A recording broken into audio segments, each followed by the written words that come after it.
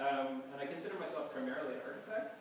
I've worked both for architecture firms in Calgary and Vancouver, like Robert Sikosi Architecture, or like Northern Front Studio in Whitehorse, actually, up in the frozen north. And then I've also worked for a really good skate park design firm called Spectrum Skate Parks, which took advantage of some of my other skills. So one of the key early experiences that guided me into architecture was exploring urban environments as a first-generation street skater. And that experience of going into a new urban situation, adapting to it and interpreting it creatively, and as innovatively as possible, was a precursor to my approach to architecture. And it also influenced my aesthetic and shaped my taste in the space and form of architecture that I'm drawn to.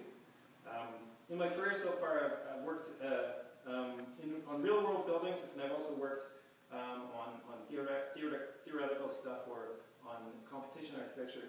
I'll show you that stuff. I've been increasingly interested in exploring the point of confluence of architecture and skateboarding, both emphasizing the architectural and aesthetic potential of skateboarder environments, like skate plazas, and then on the flip side, bringing out the skateboarding-related form and use in contemporary buildings. Over the past few years, I've been increasingly aware of powerful contemporary architects who are doing beautiful buildings, large-scale buildings that use a dynamic architectural language of continuous folded, curved, or articulated surfaces. And for some of these architects, it's a purely aesthetic intention, it's just a pure architecture. And for others, there is an intention of using skateboarding or BMX and accommodating that use. In the big picture, I see the whole thing as an evolution of empowerment of the individual. Young people become skateboarders as a way to develop mastery over their environment, to take a reality that's defined by other people and to reinterpret it to create their own meanings and significance that's personal to them. This instinct leads many people involved in skateboarding into further creative expression through art, film, music, or architecture. It's an established idea that we shape our tools, then our tools shape us. So I'm kind of taking that and looking at it as our environment shapes us, and then we shape our environment. So my talk is shaped in three parts. First, I'm going to present a series of large, significant contemporary buildings by prominent architects that speak to me in this architectural language. Secondly, I'll present a series of built buildings and landscapes I've worked on professionally in the real world, done as a team member for real world design firms, showing my own kind of professional evolution. And third, and probably the focus and most interesting part of the talk, I'm going to show my own independent design work, which is mostly done over the last couple of years in my identity as Formlab design. So, the objective of this talk is to propose a total fusion of architecture and skateboarding, buildings and whole environments created from the architectural language of skateboard culture.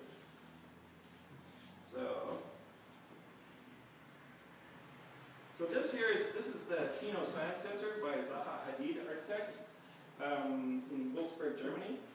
It's composed of a ship-like dynamic form above that's lifted up on these massive columns, and underneath it exposes an evocative, fluid ship-like landscape below. The expressive landscape is a pure architecture, but it relates secondarily to skateboard culture.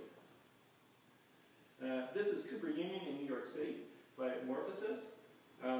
It's an architecture of continuous planes that are folded to conceal and reveal. It's a pure architecture, but it's evocative of the angular dynamism of the skate plaza typology. And the upper armature floats over a dynamic angular series of columns that also accommodates the skateboarding function. It's even shown up in the design magazine of the skateboarder using it. This is Oslo Opera House in Norway by Snohetta.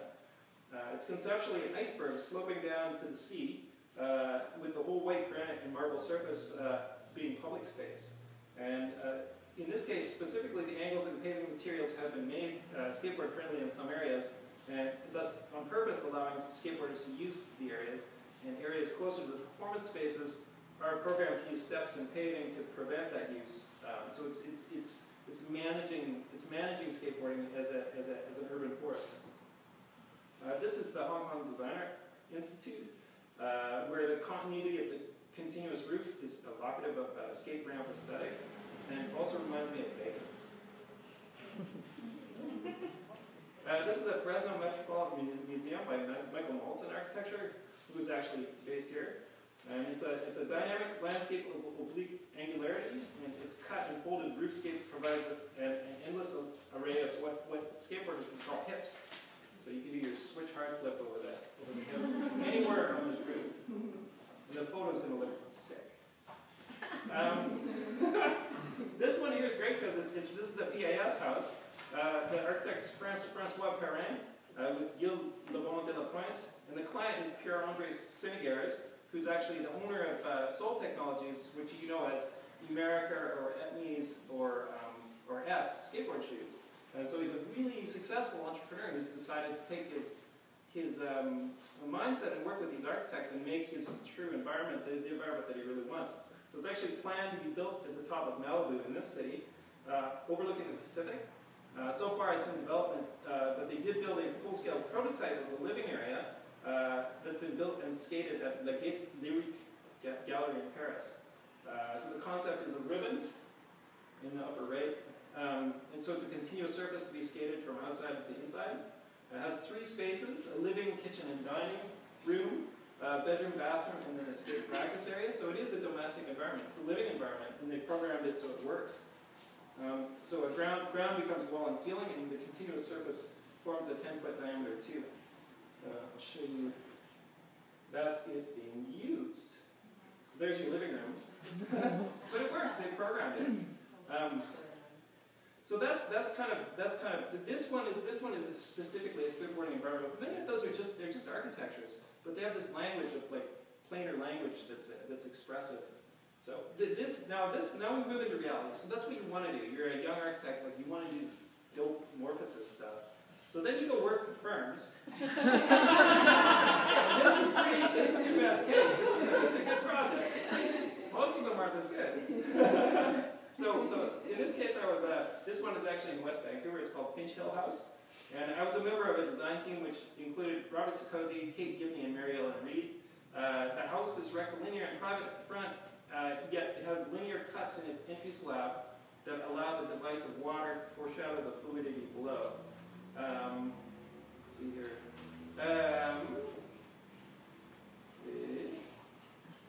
Anyway, the house uses seemingly static orthogonal planes to create spatial fluidity, an approach which is equally valid in a skate plaza environment. The cuts and slots in the entry sequence are an ordering device we'll see later in skate plazas such as Quebec City and Metro Bonzer. Let's see here. So it kind of flows through. The space flows really beautifully through over to the Pacific. But then this is actually the entryway, and it's kind of this section here that I'm talking about, of the cuts and slots that creates this dynamism. And if you look at this one, which is now this is Quebec City Skate Plaza, they're using a similar ordering device, so they're a parallel architecture. This one's a dynamic non-orthogonal matrix of graphic lines. They provide an ordering system, and they also provide a framework for incisions, distortions, and level changes in the surface. Spectrum's main skateboard designer is Jim Barnum, with me doing concept design of individual elements, and project management on selected projects. So I was kind of like a secondary designer, so I got to propose all these crazy ideas. This one's Metro Skate Park in Bonzer. I wrote for this one won a 2011 International Olympic Committee Award for special sports facilities. That's me here doing the backside grind. Here. So that's my ego. And then architecturally, the park has 3 distinct rooms. A crisp orthogonal straight plaza, a rippling flow area that's kind of fluid, and then a ring-shaped bowl with a full pipe and a cantilevered roof. The stairs up the roof offer passersby safe access to the skateboarding experience, dissolving spatial boundaries between participant and observer. If you imagine a pane of glass at either end of this section, basically you could easily be a cylindrical dwelling with a roof deck. So if you think back to the PAS house, this could be the PAS house. You could easily build a dwelling like this if you wanted to. This is the Picton, Ontario Skate Plaza. Taking the concept of Pac-Man, we wanted to evoke the idea of fun and engagement, and the fact that the environment is yours to play with. So we pitched to the city the idea of putting in a spinning Pac-Man manual pad So it actually is a dynamic element. It spins like a turntable. And we also convinced them to paint this series of paint pellets all the way through it, just to reinforce the idea. And for some reason, we managed to convince taxpayers to pay for this. So we're kind of quoting from outside of a skate plaza environment. Now we're bringing stuff from a digital reality into a three-dimensional movement reality. This one is Ashbridge Plaza in Toronto by Spectrum and Landing. It's filled with, like a linear plaza filled with sculptural elements. And it won a 2010 Ontario Concrete Award. Look in here. Here. This top sequence, I'm doing a wall-ride fakie. So that's important to note. And then down here, I'm bonusing the gap. So that's a good one. This is somebody else, but it's a good photo. Okay, next one. This one here is a GNARCHITECTURE Plaza in Brampton. This is probably my favorite Spectrum park. I concept designed the pretzel rollers and the ribbon ledges, and it won a 2008 Ontario Concrete Award. Let's see here. This is Thomas Heatherwick's store that Thomas Heatherwick did in New York City. And these are called, they're known as the ribbon stairs, and this is a really beautiful and amazing interior. So we actually stole that, and we put it in back here. We ripped that off, and so we stuck it in back there. And so that's how we call them the ribbon ledges. So they're all, a series of linear ledges that now are they're transitioning out into a single surface. And in the front, you see the pretzel rollers, and taxpayers paid us to do this. We came up with the idea of a mosquito coil, and then we kind of flipped and doubled this mosquito coil idea, and it turned into these pretzel rollers, and then taxpayers built it. And then that's me jumping over it. And it's really exciting. So that was a bonus. And that was a finger flip. Anyway, moving along. Okay, now so this is actually a precedent. This is called the turning point ramp. And what is interesting to me about it architecturally is that you're taking the idea, this is from the 70s, they're taking the idea of skateboard ramp and they're now going all the way over and then giving it an end, and it's actually now a room. So it's this room that they've created. So you're going from an open environment into a closed environment. That's interesting. And so we actually pitched this this is for the Jebel Ali.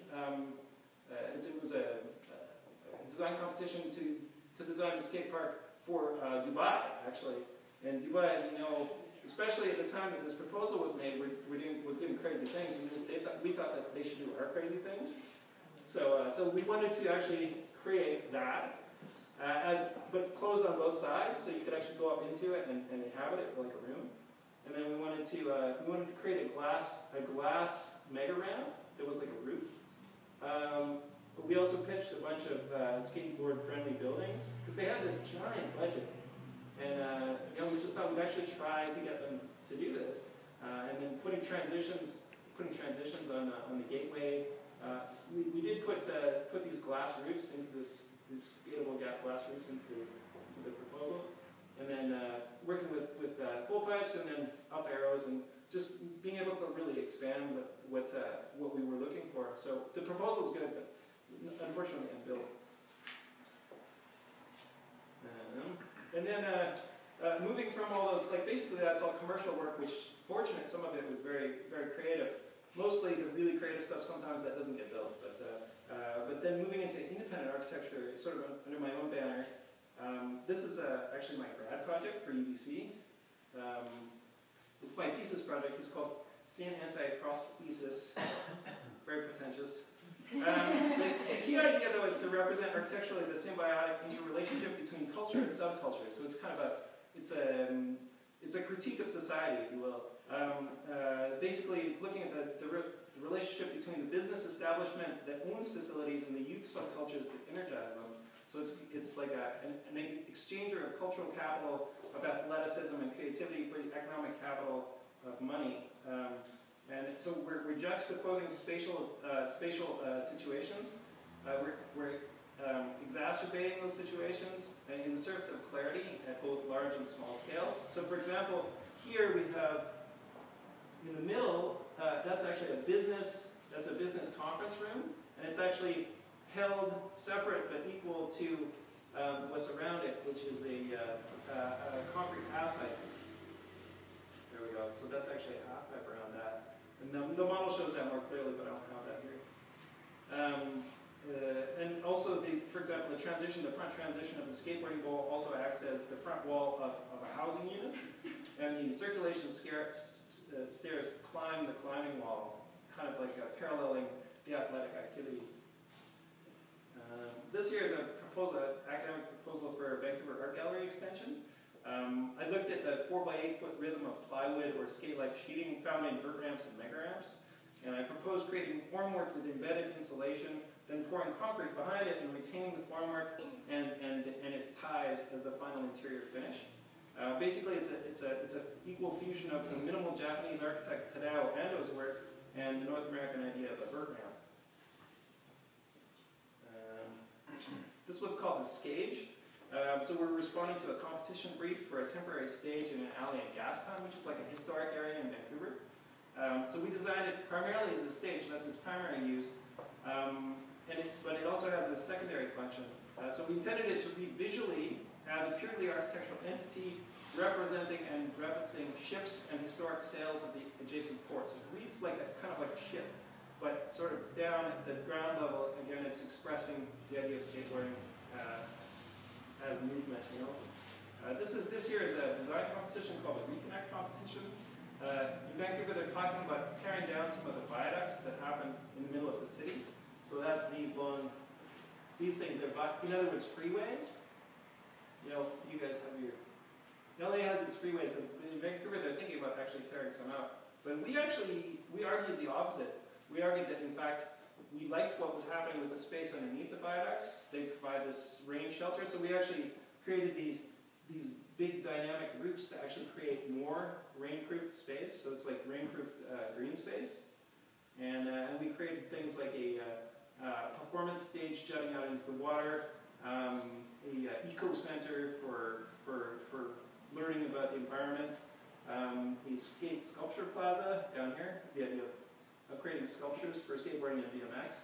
And then over here, as a welcoming gesture, we decided to create some twin towers, because we know that everybody likes the twin towers. It has no other meanings. And this one's my favorite project, actually.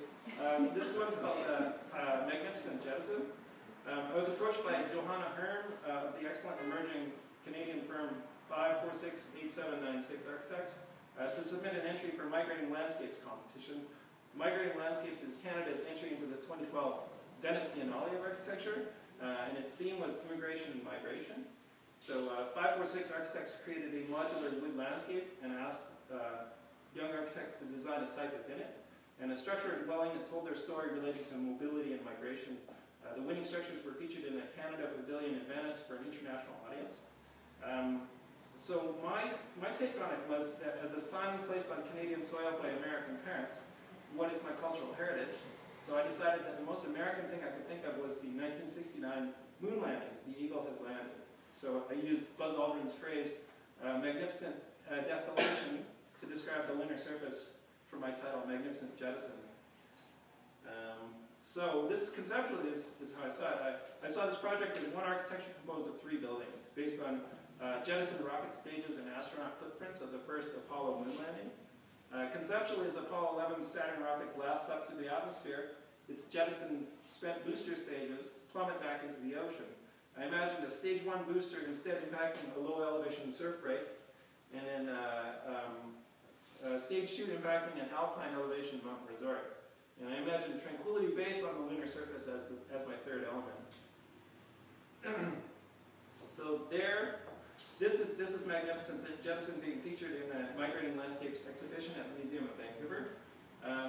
I site designed it, the 3 projects into the abstract modular context, and you can see its genesis in the conceptual diagram.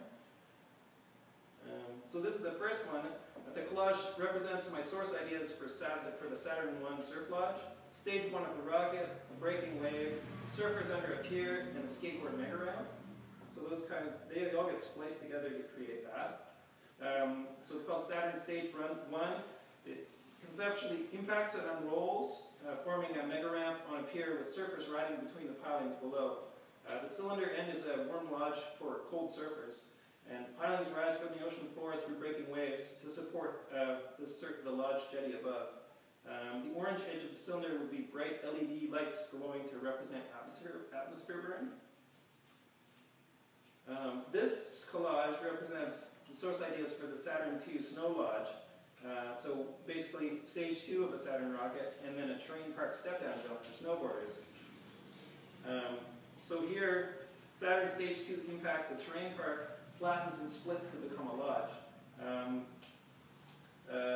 The lodge becomes the gap in the step-down, and lodgegoers watch snowboarders spin and flip overhead through this clerestory window. Over here, there'd be dudes in space. That was fun for me. I hope you enjoyed that. Yeah, again, hot orange edges are evoking atmosphere burn. This collage represents the source ideas for the Tranquility Base Skate Plaza Hotel. So we have moon craters, the burning lower half of the eagle here, and the moon landing map at Tranquility Base, which is here. Yeah, Skate Plaza, Skate Plaza, Skate Plaza. And this here is the full Tranquility Base map superimposed on a soccer pitch, so you understand the scale. The scale of the aerial plaza in the realized building would be exactly the same scale as that of the original lunar experience, and it would be pushed up into the sky, so it has that same feeling of exposure, of height. Yeah, this is that is the eagle. These are adjacent craters. There. This is this long walk that Armstrong took to go and take photos of an adjacent moon crater. And that's the actual map, so I interpret it as this. So this is the Tranquility Base Skate Plaza Hotel. Imagines the footprints of the astronauts interpreted as a skate plaza, then blasted off the ground, leaving a negative void in Earth. On the big map, you can see on the big map. So here's the eagle's burning lower half is there, so it becomes a flaming skate pyramid, so you can do switch 3 flips over some flames there. So that's good for the kids. And the craters here have been interpreted as skate bowls. And Armstrong's Loop over here becomes this long ramp that goes down from the plaza above into an urban room, social urban room like a restaurant. And it would also have these glass-bottomed pools there and there. And the idea, that pool idea comes from the lower plane, which is actually the negative void left behind by this vertical shift. So the idea that these rooms, which would actually be negative spaces held down below the water with kind of infinity pool edges at the side. So that's the negative of the water that's been pulled up into space. And the hot orange landings here are also evocative of the blast off of a Saturn rocket, is the idea. And then the edges here, I'm using that to signify this, like, the harshness of this expression up into space. That's pretty fun to me. This competition also asked for a narrated video obscuring the designer's identity. So we found this iconic NASA photo of one astronaut reflected in another's visor. So my collaborator, Tim Glennie, created the idea of filming and running an iPad to reference this image. And the iPad plays a slowed down iconic NASA footage of a Saturn interstage ring being jettisoned back to Earth, illustrating the idea behind the project. At the end, I dropped the iPad and I'm revealed as the creator and narrator. So it's one project. Low elevation Saturn 1 Surf Lodge, high elevation Saturn 2 Snowboard Lodge, and middle urban elevation Tranquility Base Skate Plaza Hotel, which I summarize as three fragments of a dream fallen back to earth. This is currently my favorite project, and the one that I think best represents increasingly ambitious efforts to create a large-scale architecture sourced from skateboard culture. That's it. Thank